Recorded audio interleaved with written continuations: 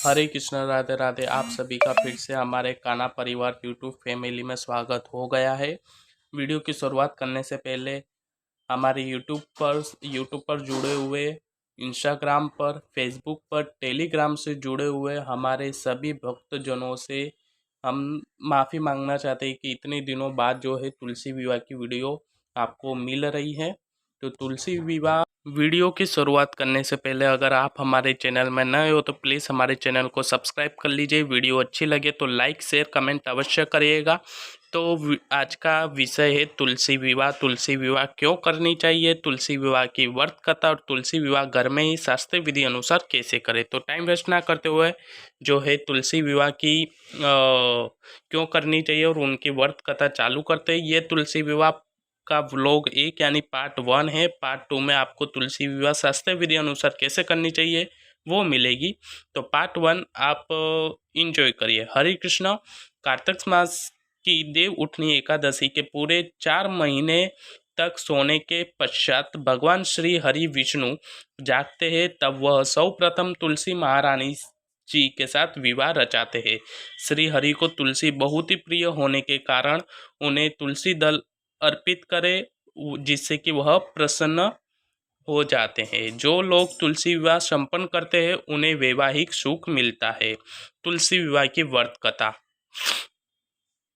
किसी समय एक कुटुंब में ननंद और भाभी रहते थे। ननंद का विवाह अभी नहीं हुआ था। वो तुलसी महारानी जी की बहुत ही सेवा और पूजा पाठ करती थी, जिससे भाभी उन ननंद पर प्रसन्न नहीं रहती। भाभी को कभी क्रोध आता तो वह ननंद को कहती, जब तुम्हारा विवाह होगा तब मैं बारातियों को तुलसी ही खाने को दूंगी और तुम्हें दहेज में तुलसी ही दूंगी। कुछ समय बीत जाने के बाद ननंद का विवाह पक्का होता है और विवाह के दिन भाभी की कथनी अनुसार यानी कहे मुताबिक बारातियों को के सामने जो है भाभी तुलसी महारानी जी का गमला फोड़ देती है और उसे खाने के लिए बारातियों को कहती है।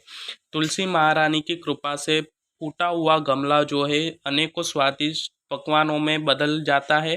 भाभी ने गहने के नाम पर तुलसी की मंजरी से बने हुए गहने दिए, अपनी अपनी ननंद को दिए। ही वो तुलसी की मंजरी से बने हुए गहने तुलसी माता की कृपा से हीरे जवाहरात में बदल जाते हैं। भाभी ने वस्त्र की जगह जनेऊ रख दी थी, वो रेशमी और सुंदर वस्त्रों में बदल जाते हैं। ननंद के ससुराल में दहेज की बहुत ही प्रसन्नता होती है। बाद में भाभी की ये बात जो है भाभी के कान में पहुंच जाती है। भाभी को बहुत ही आश्चर्य होता है। भाभी को बहुत ही आश्चर्य होता है और वो अपनी करनी पर पछतावा होता है भाभी को। उसके बाद जो है भाभी को तुलसी माता की पूजा की महिमा समझ में आती है। भाभी की एक लड़की थी। भाभी अपनी लड़की को तुलसी जी की सेवा करने को आग्रह करती है, परंतु लड़की का मन पूजा में नहीं लगता था। पर भाभी जबरदस्ती से तुलसी जी की सेवा कराती थी। लड़की के बड़े होने पर उसके विवाह का समय आया।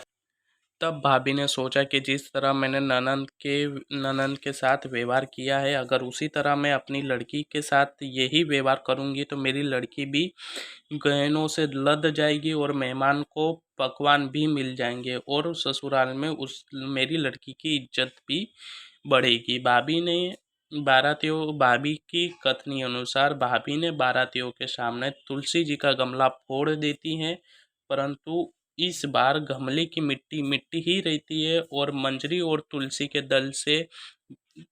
दल से बने हुए गहने वो तुलसी दल और मंजरी ही रहते हैं और वस्त्र रूपी जो भाभी ने जनेऊ रखी थी वो भी अपना रूप नहीं बदलती। सभी लोग भाभी की बुराइयां करते हैं। कुछ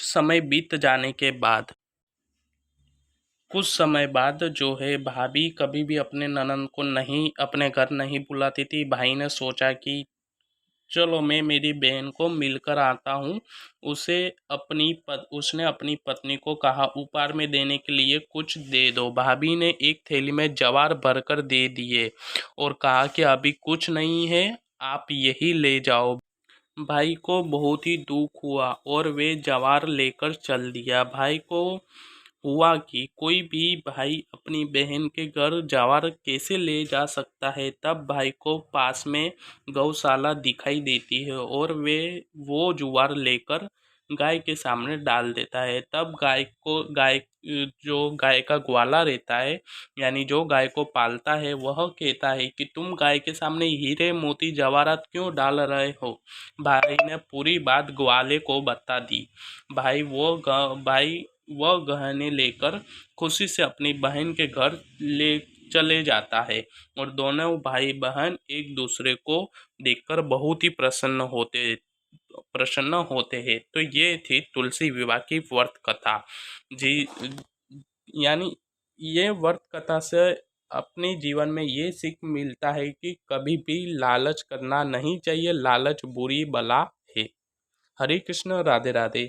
आपको ये व्रत कथा कैसी लगी, प्लीज़ हमारे आपको अगर ये व्रत कथा अच्छी लगी हो तो हमारे चैनल के कमेंट में अवश्य कमेंट करिएगा और लाइक करेगा, शेयर करेगा, सब्सक्राइब करेगा। हरे कृष्ण, राधे राधे।